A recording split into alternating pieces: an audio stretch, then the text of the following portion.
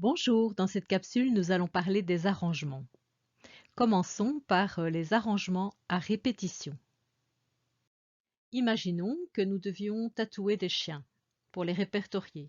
Un tatouage, ce sera 4 chiffres, autres que 0. Et la question qu'on se pose, c'est combien de chiens pourra-t-on répertorier au maximum?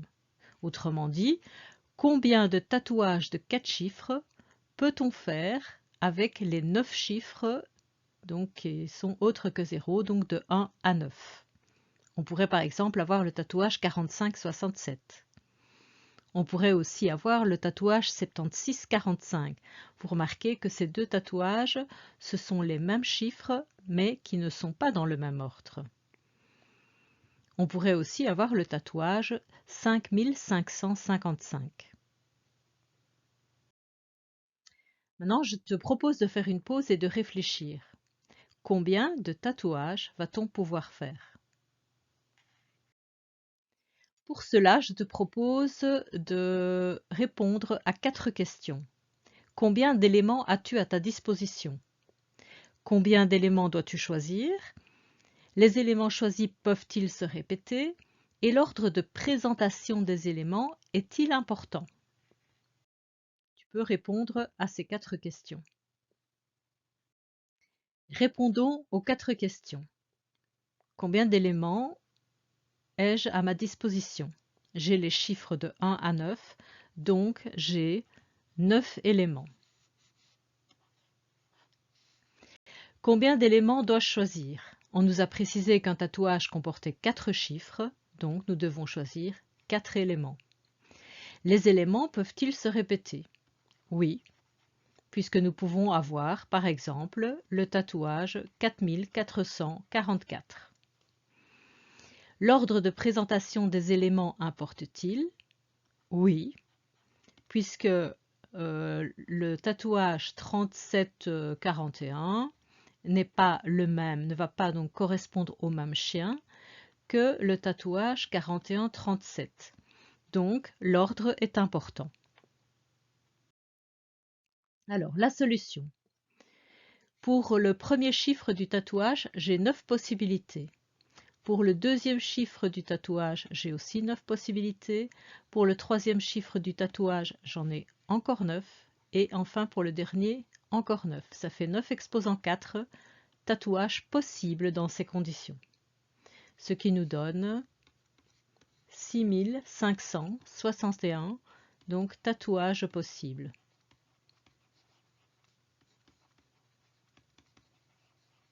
On pourra donc tatouer 6561 chiens. Alors, la formule, on utilisera le B, choisir 4 éléments parmi 9, donc lorsqu'ils peuvent se répéter et que l'ordre est important, ce sont donc des arrangements à répétition, c'est égal à 9 exposant 4. La formule générale correspondra à choisir P éléments parmi n est égal à n exposant P.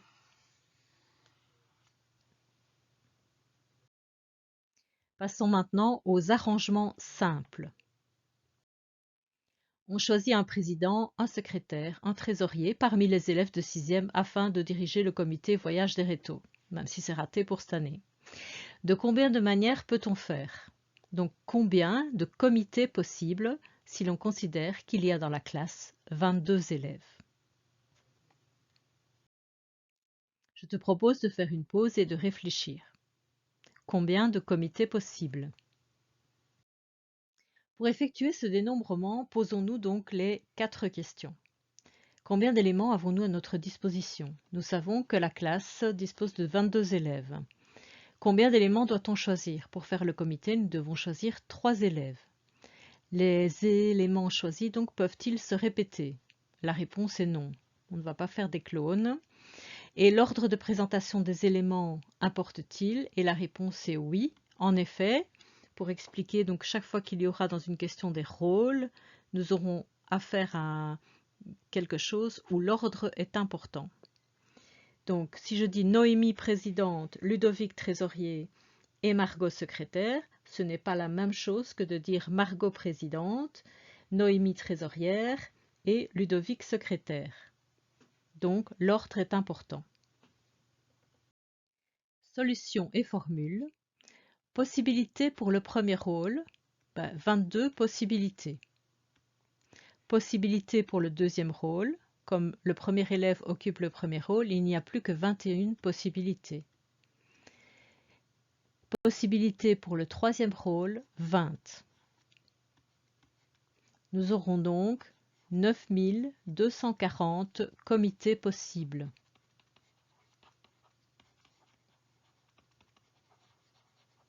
C'est ce qu'on appelle des arrangements simples. On va écrire arrangement, donc choisir 3 élèves parmi 22 est égal à, donc 22 fois 21 fois 20 est égal à 9240. Cette façon de multiplier en diminuant chaque fois d'une unité doit vous faire penser à une opération mathématique qu'on appelle factorielle.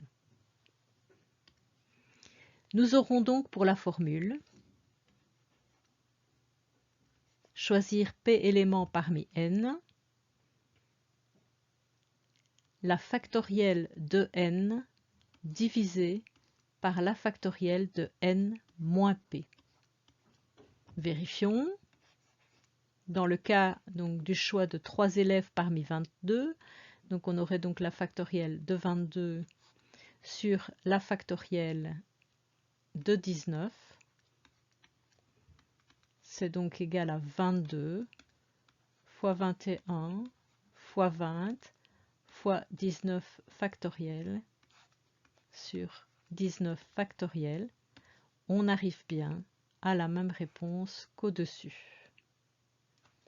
Et voilà, c'est terminé pour les arrangements.